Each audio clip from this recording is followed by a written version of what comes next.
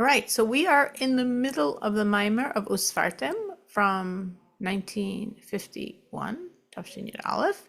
We're taking the model of Chesed, and we're going to look at each of the 7 dimensions of Chesed on the side of the Neshama, and at each of the 7 dimensions of Chesed on the side of the Nefesh HaBahami. And obviously, the Rebbe's point is for us to really understand the makeup of our soul and animal soul energy, because if we understand it, we can utilize it.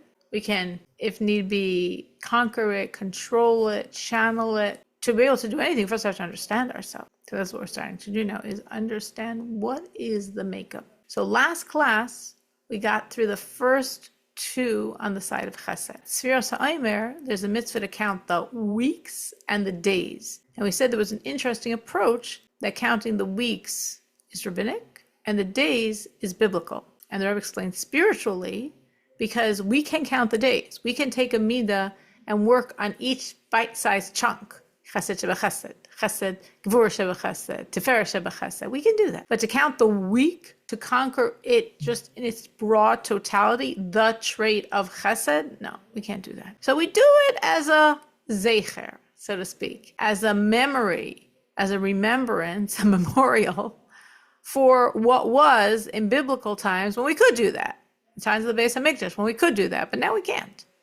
So we still count the weeks. We think of the trait in its totality as a memory, in commemoration. But counting the days, no, that's real deal. That's biblical till today. Because we can count the days, meaning we can spiritually work on ourselves subtrait by subtrait. Chesed of chesed, then gevur of chesed, then tiferes of chesed, day by day, subtrait by subtrait, we can do that. So starting on the side of godliness, what's chesed sheba chesed? So we said chesed in general is love of God. Chesed. Now, another disclaimer, as I mentioned last week, all of these traits, both on the side of the godly, as we're doing now, and on the side of the animals, as we'll do after, there are many, many, many different ways we could express what this trait is. Right now, the Rebbe is picking a certain kav, a certain approach, where of course is totally true and correct and right. There could be other variations, but we're just going to stick with the Rebbe's and at the same time understand there could be other nuances here of how to explore this trait. So from the model the Rebbe gave us, chesed is love. And the love of the godly soul is the love of God. So chesed means the love of God. But I can't just say, okay, I'm going to utilize, I'm going to access, I'm going to energize, I'm going to turn on my chesed, my love of God. That's too big. I could do it day by day. Chesed sheba chesed is feeling a love when you see people serving God. And we discussed this last week. I remember Shani gave the example of children. Leah gave the example of, maybe we call it mikuravos. Different people in our world that we really feel this love. We feel so, so, so good, so loving when we see people loving God and serving God. And we said also that love inspires us to serve God more. Because we love God, we're going to push ourselves more and more and more to connect to Him, and I connect to Him by serving Him. So that's love of God. Chesed sheba chesed, loving those that love God, and because of love God, really inspiring myself to do more out of love for God. We discussed that last week at length. And the second one, which was gvura of chesed, the gvura, the strength of chesed, of love, where here, again, there are other ways to look at it, but here, as the Rebbe is explaining it, it's feeling a hatred to that which obstructs God. As we discussed this at length, and Leah connected it to the Tanya, this idea of hating evil. Of course, evil comes in many forms, and if it's Hamas or Hezbollah or Iran, it means obviously it's very easy for us to hate evil. When we think of it as anything God forbade, that's evil. Maybe I wouldn't do it, but I could see why other people would, or I could see the attraction, or I could actually be attracted myself. I'm just not going to do it because I'm listening to God, or maybe I even slip up sometimes. So to really have a hatred of evil, really looking at everything of evil, and that which is blocking your relationship to God, and therefore utilizing your gevura to have a really strong hatred. We're not so comfortable with that term, but that's the term. A really strong hatred of that evil. So those were the 2 from last week. Before we move on, any thoughts on either of those 2? The next trait is tiferes. Now, tiferes has so many variations. Tiferes is compassion. Tiferes is beauty. Tiferes is balance and harmony. Tiferes is truth. Tiferes is Torah. The way the Rebbe is looking at Tiferes here is glory, meaning Tiferes of Chesed is feeling this sense of glory of, like, we might almost call it pride, like the wow when you see God's service. Like if you're in a situation where you see people serving God and you feel that, wow, look how beautiful is the service of God. Wow, look how special the Jewish people are. Wow, look how special Eretz Yisrael is. Wow, that wow of like a pride in the beauty of divine service.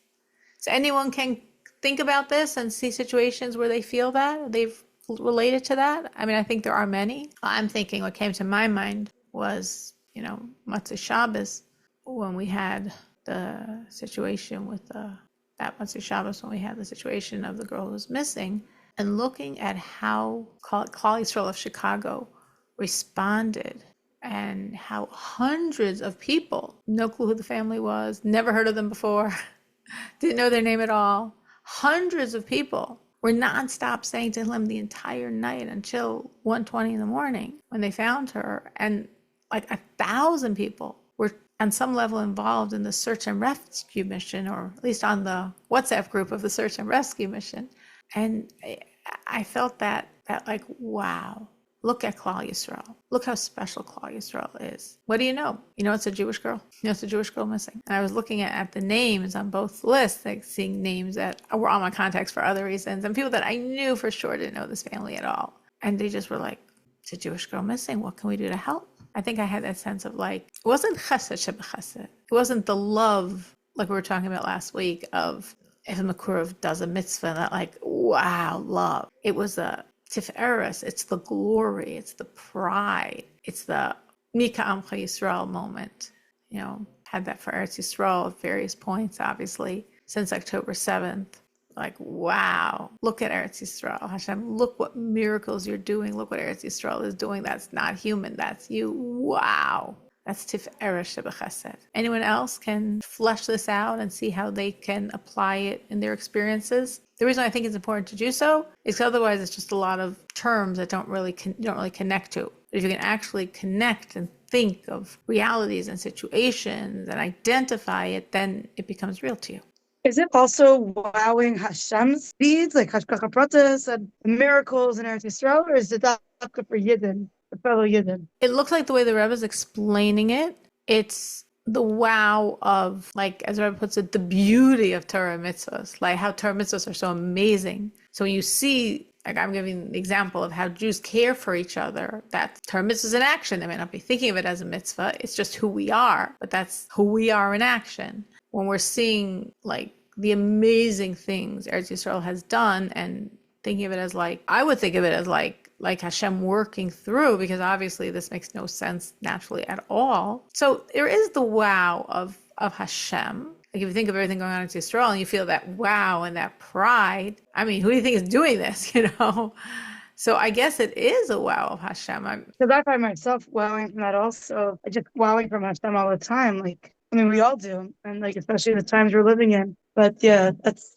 the beauty of Mika Amcha Yisrael that's come out since October 7th is also just so tremendous. And everyone coming together and opening arms for each other, and grocery stores just writing unlimited bill, for widows and orphans, and just October 7th survivors.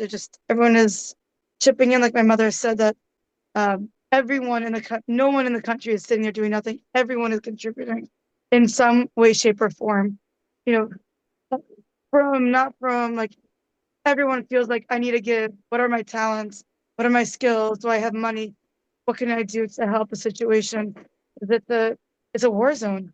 I think what you're saying, Leah, I'm thinking it over. And the Rebbe does not say it explicitly, and I want to clarify, but I think what you're saying is correct. If the Rebbe is looking at Tiferes as the pride and the beauty of Yiddishkeit, the pride seeing Jews connected to Hashem, I think you're absolutely right. The pride, the wow we feel, and seeing Hashem's open and revealed kindnesses, yes, that would be Tiferes shebechesed, 100%. I mean, what else would it be? That's what the Rebbe is saying Tiferes is. Tiferes Chesed. Chesed is my loving Hashem. And Tiferes Shebechesed, when I see Hashem's open hand, when I see kindnesses, and I just feel so wowed. I was, personal story. I don't know if it's exactly that. It might be more Chesed Shebechesed, actually, now that I'm thinking of it. But I went in and out of New York this week. Like literally, I think I figured out I was in New York, in Crown Heights for like, I don't know, 14 hours, like very, very short visit overnight. So, and my plane was delayed. I mean, I was supposed to be there longer. My plane was delayed. And then someone gave me this idea of an Uber shuttle, which is good because actually I was going to take public transportation. But by the time, of course, I got to it, it was rush hour. So it was so slow. And I'm so drained. And it's so slow with traffic. And I know if you ever take an Uber shuttle and you're going to Crown Heights, you have to get off at Prospect Park and then like walk a half an hour or catch a bus, which is not so simple from there. If you take the stop before it's Grand Army Plaza, then you just go down to the subway station and take the 3 to 770. And I'm going back and forth in my head in this very long ride, like, which is going to be easier for me. I'm so tired. But it's been years and years and years since I've been on a subway, and just envisioning rush hour, subway, finding the tracks and this and that. That seemed like a little draining. Walking half an hour seems simpler, though of course it also seemed draining when you're so drained. And I was going back and forth and back and forth. In the end, I decided, first I was for sure I'm going to go with Grand Army. Why would I walk if I just take a subway? And then I decided, I'm for sure I'm going to go with Prospect Park because I'll just walk. Like nothing can, I'm not going to get messed up. It's a simple walk. I'll just walk. What's the big deal? Anyway, so the shuttle made like 4 stops, and at each stop, people got off. The second to last stop was Grand Army Plaza. I made 5 stops. I don't remember exactly. And people got off, and then I looked around, and I realized I was the only one left in the shuttle. And of course, opportunity struck. I said to the guy, can you please take me directly to 770 Eastern Parkway? I'll give you $5. Like, it's not so far from where it was anyway. I'll give you $5. Can you please take me? Well, where's 770 Eastern Parkway? Never heard of it. And I said, look, and then I'm looking through my wallet, and I don't have any cash. I said, I could give you a check. I could give you a credit card. I could Zelle you, please.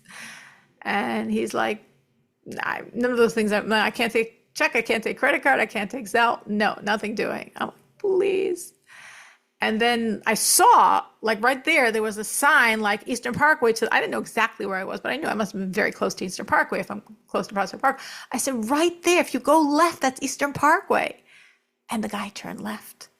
And I was like, oh my gosh. I think he thought it was right there because we're driving a while. And he's like, is it soon? And then I looked on my watch. I said, yeah, it's 3 more minutes, just 3 more minutes. Thank you so much. I said, I must pay you. Let me give you a check. He said, what am I going to do with a check? I'm like, you'll put it in your bank account. I guess I live in a different world where like people have these things called bank accounts. You'll put it in your bank account. He said, no, nothing. Of course, I gave him a good card. I showered him with brachos and brachos and brachos and brachos. It's very interesting because when I got in the car, it looked to me like there was a Palestinian flag in the front, unless I'm misunderstanding what Palestinian flag is. I'm like, ooh, I'm sitting with a driver that has a big Palestinian flag. So I'm not sure exactly what happened there. But he took me all the way to 770 Eastern Parkway, would not take a penny from me. And I felt so loved by Hashem. I felt so nurtured by Hashem. I felt so taken care of. And I felt very, very appreciative, of course, to the driver who was God's vehicle for good. But I think there was a lot of chesed sheba chesed. It was such to me, an expression of love. I think when I'm thinking of it as Tiferes sheba chesed is because I felt compassion, right? The nuance of chesed, of Tiferes, not as pride and glory, but as compassion. I felt Hashem was being so compassionate to me. And he's like, oh, you're so drained. You're so exhausted. You've been traveling all day. I'm going to take care of you. And I think that was a Tiferes sheba chesed moment. So that's Tiferes sheba chesed. Well, we did chesed, gevurah, Tiferes. Those are the 3 main emotions, right? Chesed, loving those that love Hashem, loving those that serve Hashem, feeling the love inside self that's inspiring you to do more and more for Hashem.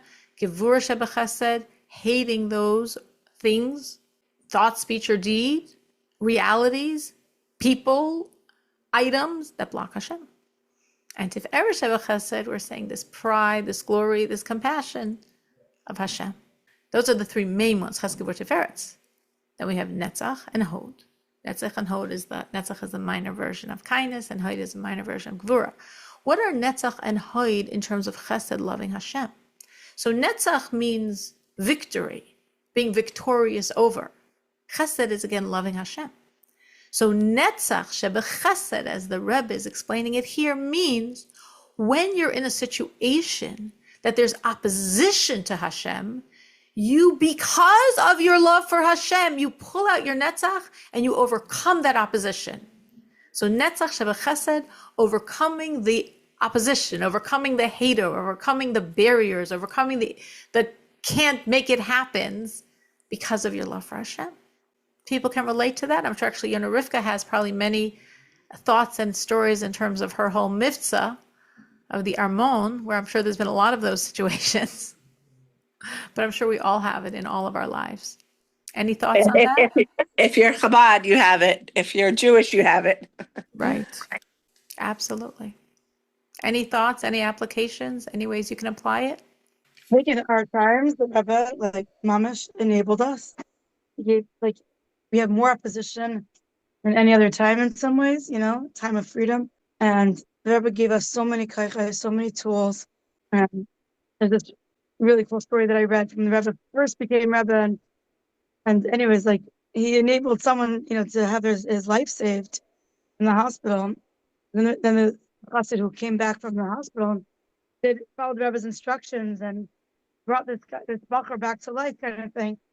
I mean, like, he was in the coma, and the doctor said, giving up on him. The Rebbe said, "Did you go around to any other patients there?" And he realized that he had the tool of life in his hand, and he could have saved so many other lives. It was in the book, To Know and to Care. It's just this mind-boggling story.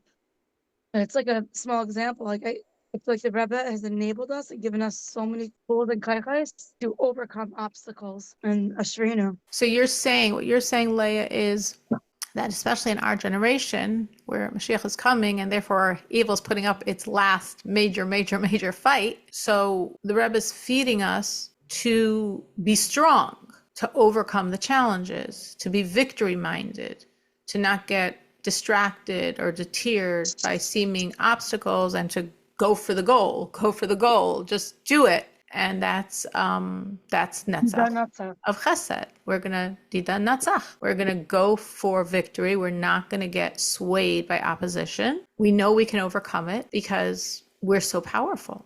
We're incredibly powerful souls. We're really, really old souls. We're the oldest souls that have ever been in this world. We've been here since the Tower of Babel, and then we came back by Mitzrayim, and then we came back by Rab Shbi, and of course we've personally come back countless times. So we're really old souls. We're really powerful souls, and we've seen a lot of stuff, and we've overcome. So we are very strong we're not going to get swayed. We're not going to get scared. We're not going to get intimidated. We're going to overcome, stick with our goals and overcome. That makes a lot of sense. Anyone else? Why are we here to make Bavel? There's a mimer of the Rebbe where the Rebbe speaks about our generation and says that this generation was originally the generation of Migdal Bavel, and then was reincarnated as, of course, as we know, the generation of Yetzias Mitzrayim, and then was reincarnated as a generation of Reb Shimon Bar Yochai, and that is this generation, plus all of our personal realities. So that was Netzach. What is Hoid? Remembering Netzach and Hoid, Netzach is like the minor version of Chesed, Hoid is a minor version of Gevura. The foundation here is Chesed, loving Hashem. Netzach shebechesed, from your loving Hashem, it's like because you're propelled by your love, you're going to go for the victory. What's the minor version of Gevura within Chesed? That's the Hoid. Even in a situation where you can't overcome, you're still going to push yourself and try and overcome because of your love for Hashem. So the way the Rebbe is differentiating it is Netzach is the movement toward victory. There's obstacles, there's barriers, there's things that are preventing Hashem's will from shining in this world. Go for it. Netzach, victory. Like Leah was saying correctly, the Rebbe has really given us so much power, and we're very powerful people, very powerful souls, and we've all, as we can remember with our own personal histories of this lifetime, have probably all been through a lot and have very well muscled victory energy. The Hoid Shebechesed is because of your love for Hashem, even when it's impossible. You know there's no way to accomplish this. You're still going to go for it. Like Gevura here is like strength. So hoy, this manageable Gevura is you have such strength. Even where Netzach wouldn't work because there's no way you could do this. So, I mean, you're not going to fight a pointless fight. You're not going to battle something where there's no way you could win. You just have a lot of confidence that you'll win. But Hoyd is saying there's no way. And guess what? You do it anyway. That's Hoyd Shebechesed. Reflections on that, times when you've experienced that type of situation where like there's no way. It's like, what are you bothering for? Impossible. If you can't do it with Netzach, it sounds like very unrealistic to just start with Ode. It sounds like not very grounded and like, what are you busy with? Like, oh, I guess, so where is practically, how does that supposed to work? You're going to get help from Hashem, or like, how does it go? You're saying, why do you overcome? Why withhold? Why? I don't understand the union. According to the Netzach point of view, there's no way to do this. What is Hod going to do that Netzach can't do? Hoyd is a dimension of Gevura. Gevura is strength. Gevura is more powerful than Chesed. Like it says by Mashiach, we're going to say to Yitzchak, Ki ata avinu, right? Abraham bayit Chesed, Yitzchak Gevura, Yaakov Tiferes. We're going to say Ki ata avinu. There's an enormous power, enormous spiritual power to Gevura. Whole idea, Kabbalistically, and Hasidus of Hasagas Hashlila. Accessing those energies we can't directly access, we can get through Gevura. Why by Mashiach we'll follow Shammai, that whole concept. So Netzach is saying it's a hard situation. Well, gird yourself, go for it, you will overcome. That's more normative because we're very strong people and the Rebbe's really given us a lot of strength and training and conditioning. Hoyd is saying, don't waste your time. Like a situation where Hoyd would be elicited is like, don't waste your time. Like, don't fight this fight. Like, this is an impossible fight. Like, don't bother.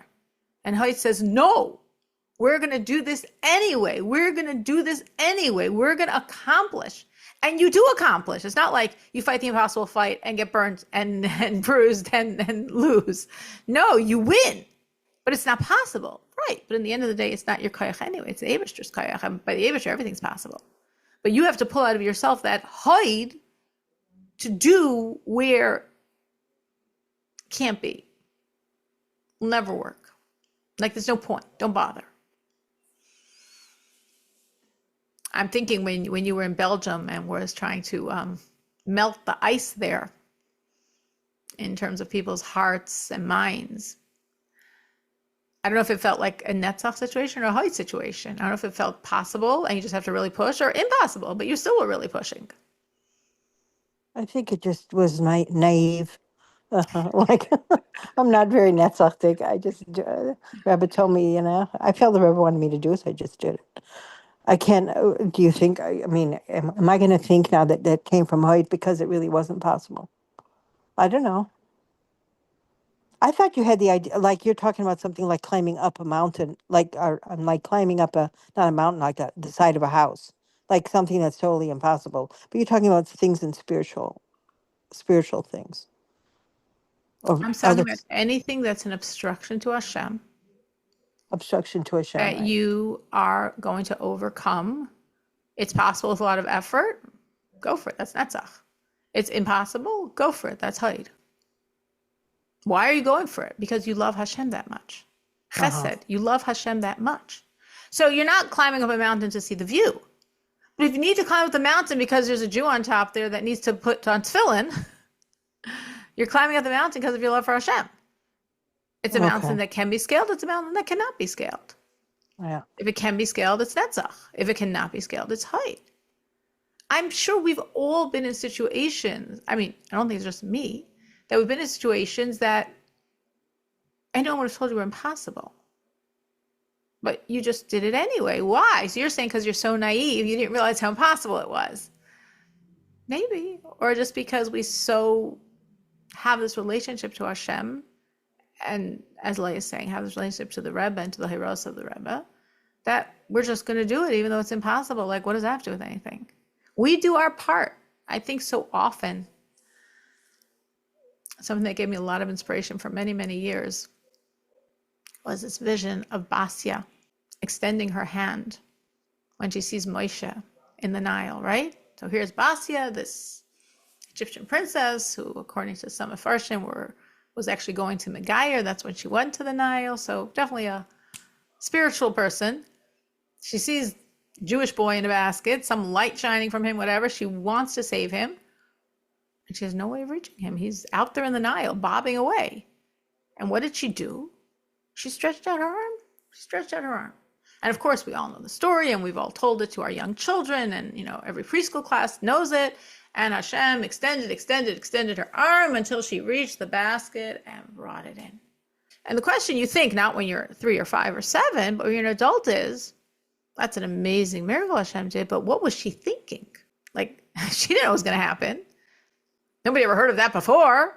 It's not like, oh yeah, God, every once in a while just extends your... No. So she sees Moshe all the way out there. She wants to save this child. She has no physical way of reaching him. What did she stretch her arm out for? Like, what does that do? Her thought was, I'm doing whatever I can. God, you're going to take care of the rest. I'm going to do my maximum. My max is I can stretch out my arm, and then Hashem, you take it from here. Hashem didn't have to extend her arm. It could have whooshed the wind that pulled Moshe to her arm. Hashem chose to do it like this, to literally extend her arm to reach the basket and pull it in. And for many years, I really held on to that vision. It was so strong in my mind, this idea of like stretching out your arm. Why? Because there's nothing else you can do. You have to do your part and let Hashem run his world. And that's really a Hoid reality. Can't overcome here. Stretch out your arm. Do what you can do. Trust Hashem that you're going to overcome. And the word impossible, definitely not in Hashem's vocabulary. Definitely not his issue. So let's not limit ourselves. Anyone else has any reflections on this? I forgot what I was going to say, but something else is coming to me. When I was just getting divorced, there was a sentence that kept coming into my head. I kind of made up. It was called mopping the ocean dry. You're going to keep mopping and nothing will ever happen. It will never be enough, but you just do it because you got to do it. And it's interesting because I always used to tell myself, think smarter, not harder. You have to find a way to do it without it being impossible. Yeah.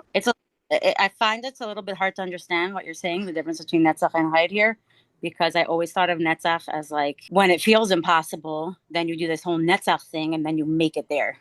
I always thought of it as that. Soldier on, ox, move, and you don't think about anything and don't look both sides and just look ahead and see where you're going. So it is a little bit confusing to me, the difference. But I get the other difference that Haid feels impossible and maybe Netzach, it's going to be hard, but you can do it maybe. All right. Netzach is commitment, and commitment creates the victory. Netzach is manageable chesed. It's not this big moment of I'm getting married to the person. It's making lunches, making supper, cleaning your kitchen. All is an expression of that love, but in a very, manageable daily dose. So when a person is seeing obstructions and barriers to Hashem's will, the Netzach is keep trucking away, and we will persevere. We will win. We will overcome. The consistency, the commitment. And Haid is saying, in this situation, there's no point. Okay, that's when you need Haid. Because Haid isn't chesed. Haid is gevura. And gevura is stronger than chesed. So that was Netzach and Haid, Yisoid. So the Rebbe says, Yisoid of chesed is because you love Hashem so much. That's always the foundation here. Even in times when you're not so inspired, or this mitzvah doesn't resonate, doesn't make you feel yes, I want to do this, I love this. You don't feel that. But from the quality of Yesod, you pull out of yourself the connection and the desire to connect to Hashem in this way as well. Overall, chesed, you love Hashem, but there's some aspects of his service that don't resonate. You love Hashem, you never relate loving to this mitzvah, to this issue. But I want to connect to Hashem on every level. Yesod is connectivity. I want to connect to Hashem on every level. So therefore, I pull out the Yesod of my soul in Chesed, and I bedafka connect to Hashem in this area that right now doesn't resonate at all. But I can make myself connected to it from my Yesod of Chesed. Thoughts on that? How you see that relates to your life or your reality, or other ideas that you've learned that you see mesh with this? Yesod is it's a very nice sphere. It's nice. It's kind of like nice, like after you've pushed through the Netzach and the Hod, and then you're just like, wait a minute, like this doesn't have to be like, so impossible and so difficult. Like I could just do this just because I just want to be one with you, Hashem, and we could be back to a wonderful close relationship. It doesn't, no matter what it is that we're talking about, like. It's such a wonderful opportunity. Like I could bond with you in something I really don't like, and I can just enjoy bonding with you. True. I was thinking that it's like almost reassuring how the Rebbe is explaining Yesod of Chesed, because we're not 100% perfect yet, and we all have some areas of serving Hashem that we're weaker at, that we're not really 100% there yet. And I thought it was like a nice thought of like, okay, I accept you with your humanity. I accept you with your clay feet. I understand that not every part of Yiddish, like don't feel bad about yourself why, if I love Hashem, do I have such a hard time with tznius or lashon hara or honesty or ego or davening or learning or disciplining myself or seder, chassid masudar, what's my problem? Like, it's easier for us to look at ourselves and like, what's my problem? I must have a problem. Because if I if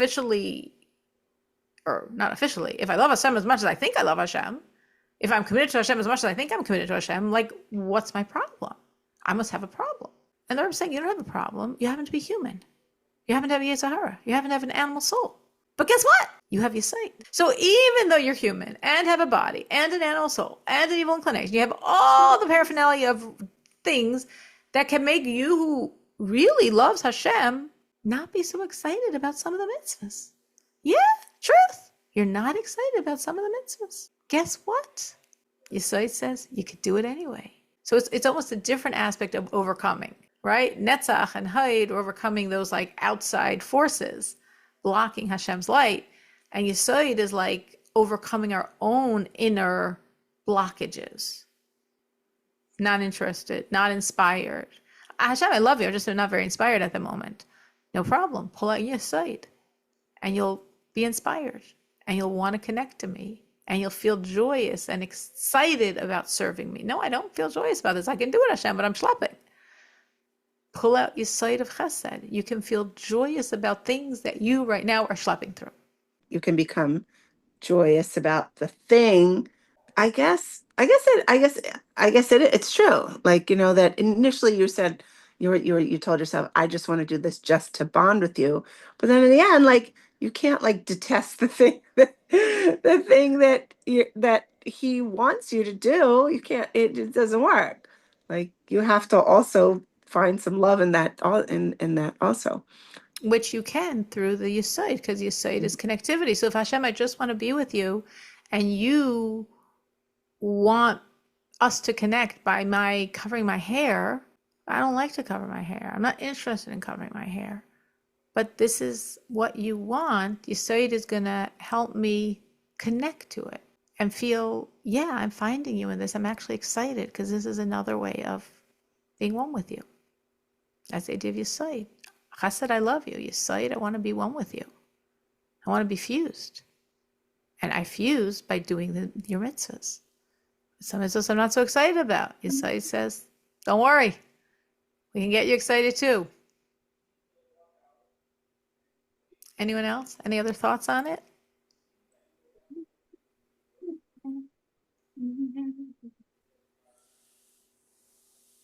All right. Well, the last one of the side of godliness of this panorama of 7 midos, we're counting sphera, right? So it's each midah subdivided into the 7 subtraits, is malchus shebechesed.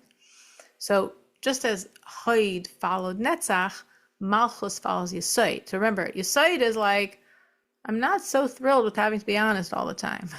I'm not so thrilled with not being able to say Lashon Hara when I want to, or listen to it when I want to. I'm not so thrilled with having to I don't know how I'm going to get rid of this ego of mine. Like, these are very not thrilling things to me. Yesod is pulling out for me the thrills, pulling out for me the connection.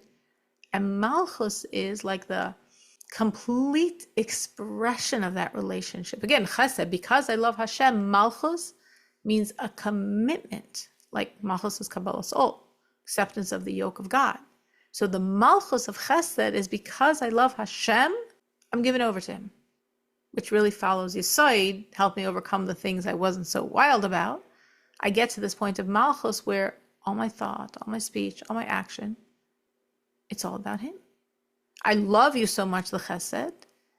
Because of the Malchus manifestation, I can have this Kabbalas Ol that I'm giving you my Machshava Dibur Maisa. I'm giving you myself. So you have to sort of progress from Yesod to Malchus, because first Yesod has to overcome those things that aren't jiving with you, and then it grows and grows and grows and becomes this Malchus of Chesed reality, where your entirety you give over to Hashem. You can say, wow, I don't know if I'm there yet. We're all works in progress. But when we think of the Malchus inside of ourselves, and Malchus is, I mean, of course, like all of these traits have many nuances.